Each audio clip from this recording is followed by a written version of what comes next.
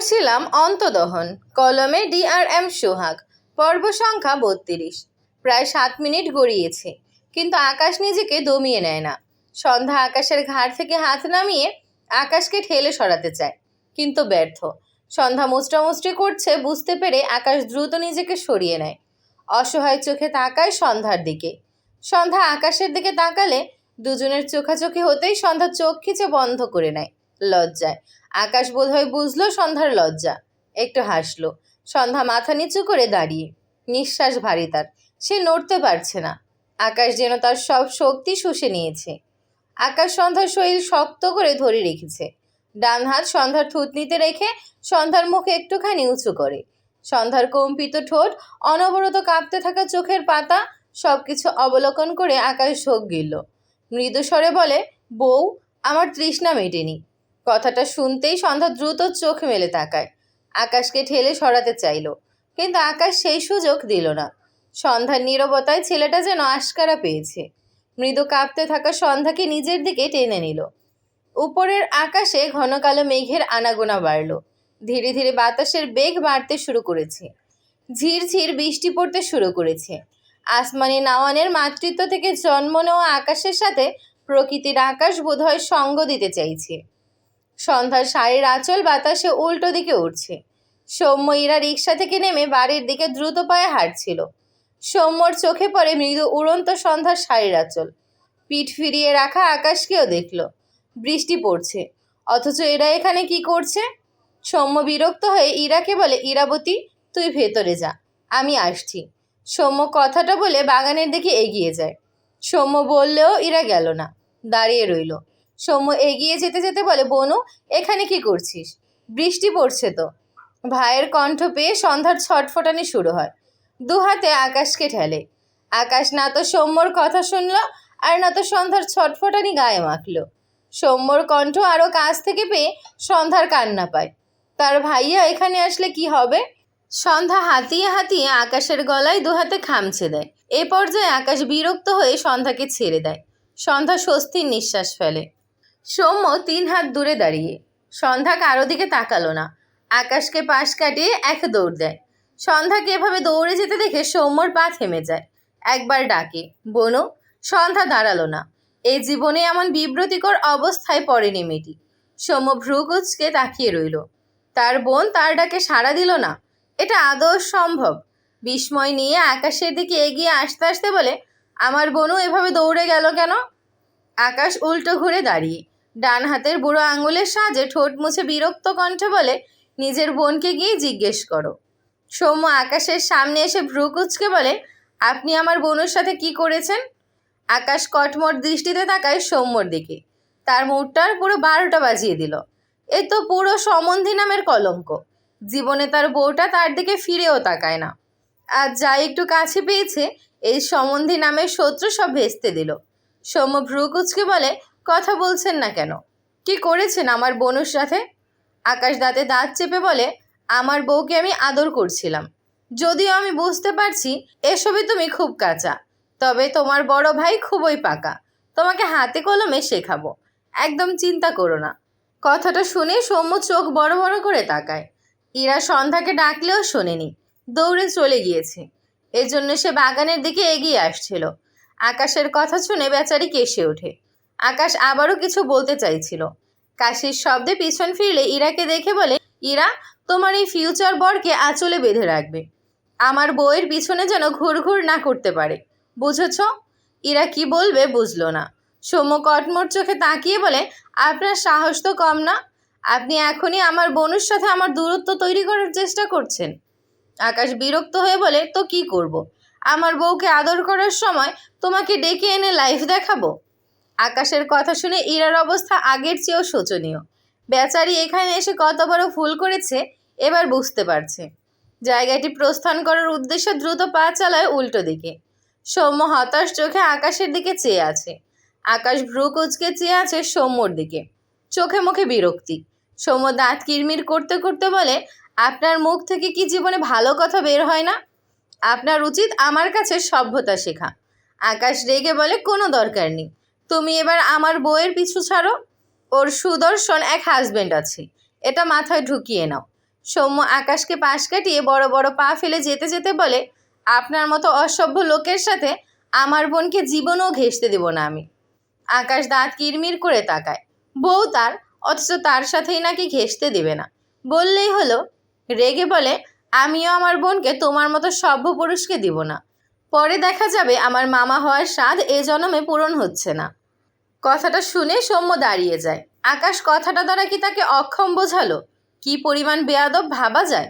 আকাশ নিচু হয়ে মাটিতে পড়ে থাকা সন্ধ্যার ফোন নিয়ে প্যান্টের পকেটে রাখে। এরপর সৌম্যকে পাশ কাটিয়ে চলে যায়। সৌম্য কটমট দৃষ্টিতে আকাশের দিকে তাকিয়ে। আকাশ পাত্তা দিল না। শিমু ড্রয়িং রুমে দাঁড়িয়েছিল। সন্ধ্যা দৌড়ে আসায় হঠাৎ শিমুর সাথে ধাক্কা খায়। দুজনেই পড়তে পড়তে বেঁচে যায়। শিমু অবাক হয়ে বলে, আরে ভাবি, তুমি এভাবে দৌড়াচ্ছ কেন? সন্ধ্যা ঢোক গিলল। আসমানি নাওয়ান এগিয়ে এসে বলে, কি হয়েছে মা, ভয় পাইছিস কিছু দেখা? শিমু অসহায় কণ্ঠে বলে, ভাবি, তোমারই কি সুন্দর করে হিজাব বেঁধে দিলাম, একটু সময়ে এত এলোমেলো করে ফেলেছ। সন্ধ্যা অসহায় চোখে একবার আসমানি নাওয়ানের দিকে তাকায়, আরেকবার শিমুর দিকে তাকায়। সন্ধ্যা ইশারায় বোঝালো, খালাম্মা তোমার ঘরে যাই। আসমানি নাওয়ান হেসে বলে, পারমিশন নিতাসোস কেন, যা। সন্ধ্যা দ্রুত পা চালায়।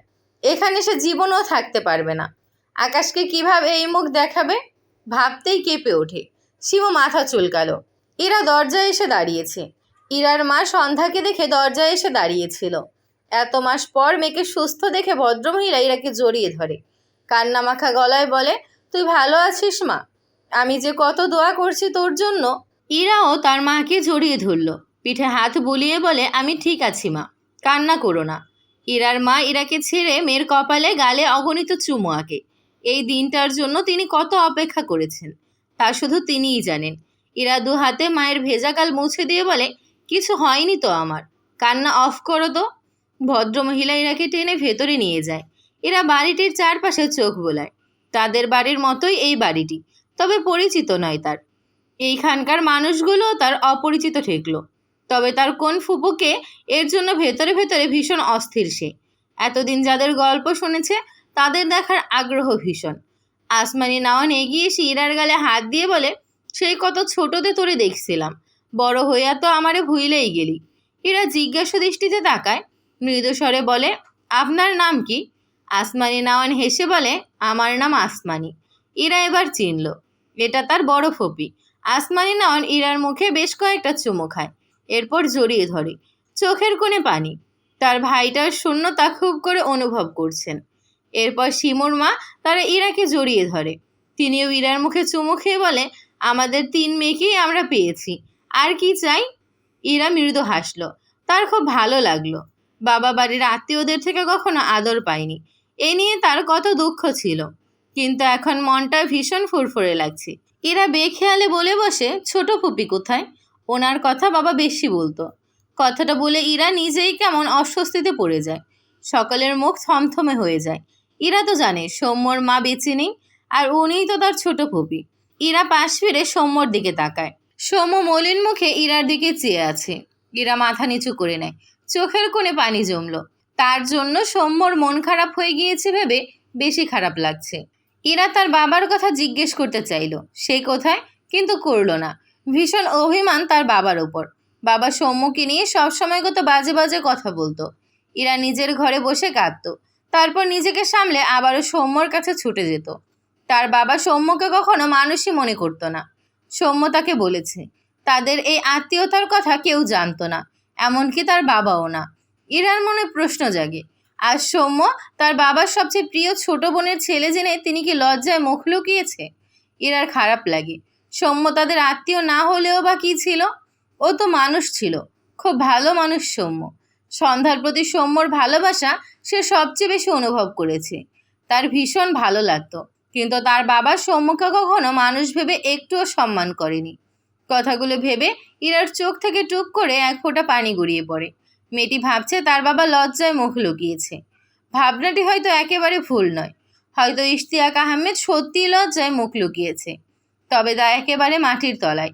আর লজ্জার সাথে যে তীব্র ব্যথা ছিল, যা তার নিঃশ্বাস কেড়ে নিয়েছিল, তা ইরা এখনও জানল না। সে তার বাবার জন্য অভিমান জমা রাখল। শিমু এগিয়ে এসে ইরার দিকে হাত বাড়িয়ে দিয়ে বলে, ইরা আপু, আমি শিমু, তারা মায়ের মেয়ে। ইরা শিমুকে দেখে মৃদু হাসলো। কিছু একটা ভেবে বলে, তুমি কি সৌম্যর কাছে প্রাইভেট পড়তে? শিমু মাথা উপর নিচ করে সম্মতি দিল। ইরা একটু হাসলো। এই শিমুর কথা সৌম্য প্রায়ই বলতো, কারণ সৌম্য এর উপর খুব বিরক্ত ছিল। বেশি চঞ্চল, সাথে পড়ায় খুব ফাঁকি দিত। সৌম্যর এসব সহ্য হতো না। এসব কথা সৌম্য তার কাছে এসে উগলে দিত। ইরা নিজেই শিমুকে জড়িয়ে ধরল। এই মেয়ে তো তার চেয়ে অনেক ছোট, সন্ধ্যার সমানই বলতে গেলে। শিমু হাসলো। আগে শুধু সে আর আকাশ ভাইয়া ছিল, এখন কতগুলো ভাই বোন হয়ে গেল। আকাশ সোফায় বসে আশেপাশে চোখ ঘোরায়। সন্ধ্যাকে কোথাও না দেখে হতাশ হয়। ভীষণ চিন্তিত সে। সে তো নিজেকে দমাতে পারেনি, এবার তার বউ তাকে কি করবে? উল্টাপাল্টা রিয়াকশন হলে তার কি হবে? ভেবেই কপালের ঘাম মুছল। এরপর সকলের উদ্দেশ্যে বলে, বিকেলে কাজী আসবে, সৌম্য আর ইরার বিয়ে। কি কি লাগবে আমাকে লিস্ট দিও মা। আকাশের কথা শুনে কেউ অবাক হলো না। গতকাল আকাশেরা হসপিটাল থেকে ফেরার পর সৌম্য আকাশের সাথে এই ব্যাপারে ফোনে কথা বলেছিল। এরপর আকাশ সকালে তার মাকে জানায়, আর আসমানি নাওয়ান সবাইকে জানায়। ইরার এই দশার কারণই ছিল সৌম্য। তাই আজ একদম ছোট করে হলেও ইরাকে সৌম্যর নামে লেখাতে তাদের কোনো সমস্যা নেই, আর এজন্য কেউ দ্বিমত করেনি। ইরা আকাশের কথা শুনে কিছু বলতে গিয়েও বলল না। দ্রুত এগিয়ে গিয়ে সৌম্যর সামনে দাঁড়িয়ে বলে, সৌম্য, আমাদের আজকেই বিয়ে? সৌম্য ছোট করে বলে, হুম। ইরা সৌম্যর হাত ধরে বলে, আমি আজকে বিয়ে করতে চাই না প্লিজ, এভাবে বিয়ে করতে চাই না আমি। সৌম্য বিরক্ত চোখে তাকায়, তারপর বলে, আমি এভাবেই বিয়ে করতে চাই। এরা অসহায় কণ্ঠে বলে, এরকম করিস না, কয়েকটা দিনই তো চাইছি। সৌম্য রেগে বলে, তাহলে আমাকে বিয়ে করতে হবে না, যা। এরা ছলো ছলো দৃষ্টিতে তাকায়। সৌম্য খেয়াল করলো, নরম স্বরে বলে, কাঁদছিস কেন? বিয়ে করতে না চাইলেও কাঁদিস, চাইলেও কাঁদিস, আমি কোন দিকে যাব? এরা সৌম্যর হাত ছেড়ে যেতে নিলে সৌম্য ইরার হাত টেনে ইরাকে তার সামনে দাঁড় করায়। মৃদু স্বরে বলে, তোর সব ইচ্ছে পূরণ করবো ইরাবতী, পরে সব অনুষ্ঠান করব। আজকে শুধু তোকে আমার নামে লিখে নি, নয়তো তোকে জড়িয়ে ধরতেও পারছি না আমি। এরা মাথা নিচু করে বলে, আচ্ছা। সৌম্য স্বস্তির নিঃশ্বাস ফেলে। সৌম্য ইরাকে কথা বলতে দেখে সবাই সবার মতো কাজে ব্যস্ত হয়েছে। আকাশ বিরক্ত চোখে সৌম্য আর ইরার দিকে চেয়ে আছে। তার সামনে ছোট দুটো ভাই বোন প্রেম করছে, আর সে পুরো দেবদাস মোডে বসে বসে এসব দেখছে। তার কপালটা কি ফাটা! তার বউটা যদি ইরার এক কানিও তাকে ভালোবাসত, তবে তার জীবনে হয়তো আর চাওয়ার কিছুই থাকতো না। কিন্তু সে হতাশ। দুটো চুমু খেয়েছে বলে বউ তার লাপাত্তা। দুপুর পর পর বাসায় কাজে এসে সৌম্যকে বিয়ে পড়িয়ে রেখে গিয়েছে। আকাশ মূলত রায়ানকে দিয়ে কাজে আনিয়েছে। অরুণকে হাজারটা কল দিয়েছে, ফোন বন্ধ দেখায়। সৌম্য বলল, অরুণ অনেক সকালে উঠে সৌম্যকে কাজ আছে বলে হসপিটাল থেকে বেরিয়ে গিয়েছে। আকাশ আনিকাকে কল করে আসতে বললে সে বলেছে আজ আসতে পারবে না, আগামীকাল আসবে। আকাশ বিরক্ত, এদের সবার হয়েছেটা কি বুঝতে পারছে না। একটু পরপর আকাশ চোখ ঘুরিয়ে সন্ধ্যাকে খুঁজে, তার বউ কোথায় হারালো। হায় আল্লাহ, হতাশ সে হতাশ। ধরণীতে সন্ধ্যা নেমেছে। সৌম্য পাশেই বসা। আকাশ মৃদু স্বরে বলে, সৌম্য ছাদে আসো তো, কথা আছে তোমার সাথে। সৌম্য আকাশের কথা শুনে উঠে দাঁড়ালো। আকাশ আর সে একসাথে ছাদে যায়। আকাশ ছাদে এসে রেলিংয়ের উপর পা ঝুলিয়ে বসে, এটা তার অভ্যাস। সৌম্যকে বসতে বললে সৌম্য মৃদু স্বরে বলে, এভাবেই ঠিক আছি, আপনি বলুন। আকাশ চুপ থাকলো বেশ কিছুক্ষণ। হঠাৎ বলে, সন্ধ্যার গলায় অপারেশনের ব্যাপারে কি ভেবেছ? সৌম্য চুপ হয়ে যায়। সে ঢাকা শহরে আসার 2 মাসের মাথায় সন্ধ্যাকে ডক্টর দেখিয়েছিল। ডক্টর বলেছে তার বোনের গলা অপারেশনে অনেক রিস্ক, সে আর সামনে এগোনোর সাহস পায়নি। কিন্তু এই কথা সে সন্ধ্যাকে বলেনি। তার বোনও শুনলে খুব কষ্ট পাবে। সে জানে না কি করবে, কিন্তু সে তো তার বোনকে কষ্ট দিতে পারবে না। আকাশ সৌম্যকে চুপ দেখে নিজেই বলে, আমি কথা বলেছি নিয়াজের সাথে। সন্ধ্যা মালতীর অপারেশন অনেক রিস্ক আছে। তুমি যদি তবুও অপারেশন করার সিদ্ধান্ত নাও, তাহলে আমি আমার সিদ্ধান্ত বলছি। আমি আমার ওয়াইফকে নিয়ে 1%ও রিস্ক নিতে চাই না। সেখানে 90% রিস্ক নেওয়ার প্রশ্নই নেই। ও যেমন তেমনই সুন্দর। বুঝতে পেরেছো তো আমি কি বলতে চাইছি? কথাটা শুনে সৌম্য বিস্ময় দৃষ্টিতে তাকায় আকাশের দিকে। আকাশের কথায় ভীষণ আপ্লুত হয় সে। আকাশ আবারও বলে, সো অপারেশনের টপিকটা মাথা থেকে ঝেড়ে ফেলো। একটু থেমে পাশ ফিরে সৌম্যর দিকে চেয়ে বলে, কিভাবে এই অ্যাক্সিডেন্টটা হয়েছিল? সৌম্য আকাশের প্রশ্নে অবাক হলো না। তার বোনও তো স্পষ্ট শুনতে পায়, শুধু কথা বলতে পারে না। আর এটা তো কেবল অ্যাক্সিডেন্ট হলেই সম্ভব, জন্মগত হলে তার বোনও কানেও শুনতো না। কিন্তু কিভাবে এই অ্যাক্সিডেন্ট হয়েছিল এটা সে ভুলে যেতে চায়। তার জীবনে এই জিনিসটা তাকে ততটা কষ্ট দেয় যতটা কষ্ট সে তার মা, মামি, মামাদের সাধন ওদের হারিয়ে পেয়েছিল। সে তার কথা বলা বনুকে রেখে ঢাকা পড়তে এসেছিল, অথচ বাড়ি ফিরে আর তার বনুর কণ্ঠ শুনতে পায়নি। কতগুলো বছর পেরিয়ে গেল, আজও তার বনু সেই আগের মতো সৌম্য ভাইয়া বলে একটা ডাক দেয়নি। এখন জানলো তার বনুকে বাঁচিয়ে রাখতে চাইলে বাঘিনী সন্ধ্যাকে নিয়েই বাঁচতে হবে। কথাগুলো ভেবে সৌম্যর চোখ জোড়া ঝাপসা হয়, বুক ভারী হয়ে আসে। কার কাছে অভিযোগ করবে সে, যার বাবাই এর পিছনে দায়ী? সন্ধ্যা আর শিমু মিলে ইরাকে খুব সুন্দর করে সাজিয়ে দিয়েছে। সন্ধ্যা যদিও এসবে কাঁচা, যেতটুকু পেরেছে করেছে। এরপর ছাদে এসেছিল, সব লাইট জ্বালানো থাকায় ভয় পায়নি। কিন্তু ছাদে আকাশ আর সৌম্যকে দেখে সন্ধ্যা জায়গাটি প্রস্থান করতে যেয়েও সিঁড়িতে দাঁড়িয়ে যায় আকাশের কথা শুনে। আকাশের বলা সব কথা শুনে সন্ধ্যার চোখ ছাপিয়ে জল গড়ায়। মনে পড়ে গেল একদিন সকাল তাকে তরল জাতীয় কি যেন খেতে দিয়েছিল, কি মিষ্টি করে কথা বলেছিল তার সাথে। সন্ধ্যা খুব খুশি হয়েছিল। সকাল তো তার সাথে কখনো ভালো করে কথা বলেনি। সেদিন একটুখানি ভালো ব্যবহার পেয়ে সন্ধ্যার সে কি খুশি। সকাল শরবতের মতো কি যেন বাড়িয়ে দিল। সন্ধ্যা খুশি মনে সেটা নিয়ে খেয়ে নিল, আর তারপর তার ছটফটানি বাড়ল। তা দেখে সকাল হাসল। কথাগুলো ভেবে সন্ধ্যার চোখ থেকে টুপটুপ করে পানি গড়িয়ে পড়ে। সে সত্যি আর কখনো কথা বলতে পারবে না। বা হাত উঠিয়ে গলায় আলতো করে বোলালো। কয়েক বছর আগেও মন খুলে কত কথা বলতো সে। আজ কত বছর পেরিয়ে গেল, এই কণ্ঠ থেকে একটি শব্দও বের হয় না। সে ভেবেছিল তার ভাইয়ার টাকা হলে তাকে অপারেশন করাবে, আর তারপর সে আবারও কথা বলতে পারবে। কিন্তু এটা তো তার ভাগ্যে নেই। কথাটা ভাবতেই দম আটকে আসলো। সন্ধ্যা আর এখানে দাঁড়ালো না, ছোট ছোট পায়ে সিঁড়ি বেয়ে নিচে নামতে লাগলো। কতদিন পর যে আবারও এমন দম আটকে আসা অনুভূতি হচ্ছে সে জানে না। কয়েকটা সিঁড়ি নেমে দাঁড়িয়ে যায়, দু হাতের মাঝে মুখ লুকিয়ে ফুপিয়ে ওঠে। তার খুব কষ্ট হয়। তার জীবনটা এত এলোমেলো কেন? কিছুই নেই তার। তার আর বাঁচতে ইচ্ছে করে না। একটু পর সন্ধ্যা পায়ের গতি বাড়িয়ে এগিয়ে যায়। চোখের পানির বাঁধ ভেঙেছে।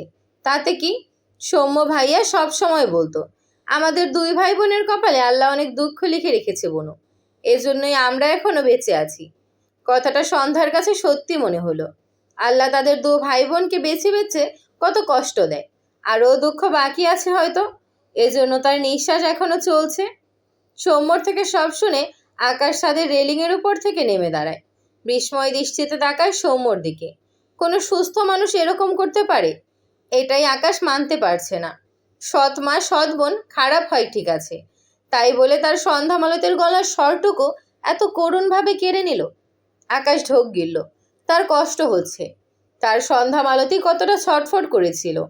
তার সন্ধ্যামালতীকে আর কত কষ্ট সহ্য করতে হয়েছে।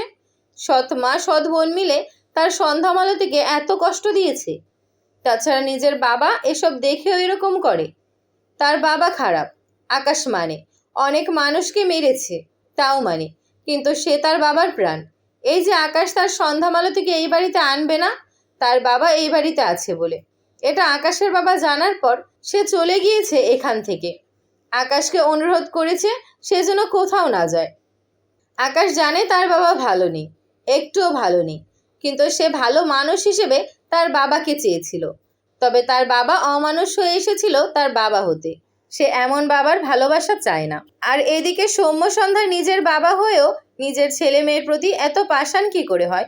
কোনো বাবা এমন হতে পারে? আকাশের অবাকের মাত্রা পেরিয়েছে। রাগে তার শরীর কাঁপছে। এদের প্রত্যেককে সে যে কী করবে নিজেই জানে না। দু হাতে পাঞ্জাবির হাতা তুলে এপাশ ওপাশ হাঁটতে লাগলো। দু হাতে নিজের মাথার চুল টেনে ধরল। এক পর্যায়ে রাগে ছাদের দোলনায় জোরে সোরে একটা লাথি বসায়। আকাশকে হঠাৎ এত রাগতে দেখে সৌম্য অবাক হয়। আকাশ সময় নিয়ে নিজেকে সামলালো। এরপর এগিয়ে এসে সৌম্যর সামনে দাঁড়িয়ে বলে, তোমার সৎ বোনের নাম কি?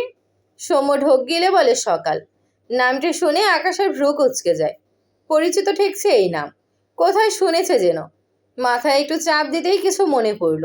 দ্রুত পকেট থেকে ফোন বের করে রায়ানকে কল করে। রিসিভ হওয়ার সাথে সাথে আকাশ গম্ভীর গলায় বলে, তোমার গার্লফ্রেন্ডের নাম কি? রায়ান থতমত খেয়ে যায়। আকাশ তার গার্লফ্রেন্ডের কথা কিভাবে জানে?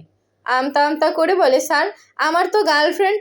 আকাশ রাগান্বিত স্বরে বলে, একটা মিথ্যা বলবি তো তোর জবান কেটে ফেলবো। রায়ান ভয়ে লাফিয়ে ওঠে। আকাশ তো মারাত্মক রেগেছে। রায়ান ঢোক গিলে মিনমিনে গলায় বলে, ওর নাম হাসিনা। আকাশের পছন্দ হলো না রায়ানের উত্তর। দাঁত কিরমির করে ধমকে ডেকে ওঠে, রায়ান। রায়ান আবারও ঢোক গিলল। ভীত কণ্ঠে বলে, স্যার সত্যি বলছি, ওর নাম হাসিনা, তবে আরেকটা নাম সকাল। আকাশ সাথে সাথে প্রতি উত্তরে বলে, মেয়েটির পিক সেন্ড কর এক্ষুনি। রায়ান মাথা চুলকায়। তার গার্লফ্রেন্ডের ছবি আকাশ চায় কেন? কিন্তু ছেলেটি আকাশের কথা অমান্য করল না। বেচারার আকাশের ধমক খেয়ে অবস্থা খারাপ। আকাশের নাম্বারে সকাল আর তার একটি পিক সেন্ড করে। আকাশ পিকটি পেয়ে সাথে সাথে সৌম্যর সামনে ফোনটি বাড়িয়ে দিয়ে বলে, দেখো তো এই মেয়েটি তোমার সৎ বোন কিনা। সৌম্য অবাক হয় সকালকে দেখে। সকালকে দেখে চিনতেই পারছে না। মেয়েটি কেমন শহুরে মেয়েদের মতো হয়ে গিয়েছে, মডার্ন পোশাক পরেছে। সৌম্য অবাক হয়ে বলে, আপনি সকালকে কোথায় পেলেন আকাশ ভাইয়া?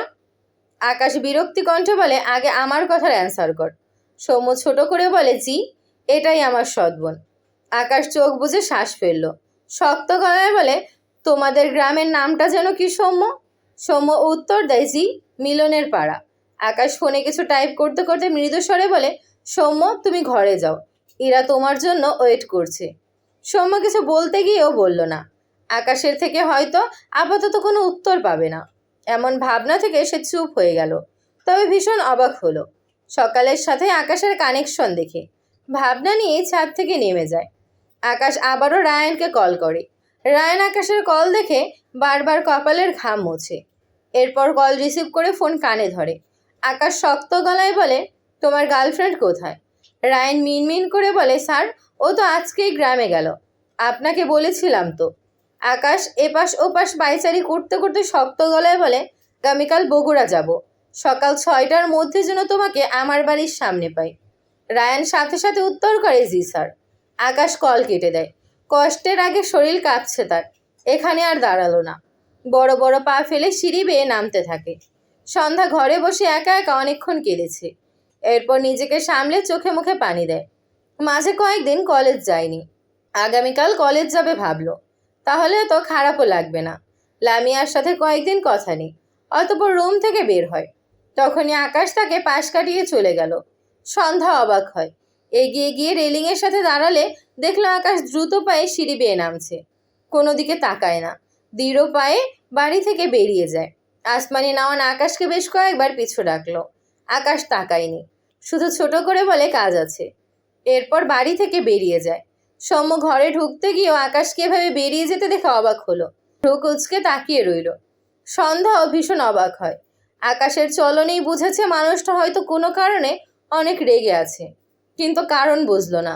সৌম্য সন্ধ্যাকে দেখে এগিয়ে এসে ডাকে, বনু। সন্ধ্যা ভাইয়ের ডাকে ফিরে তাকায়।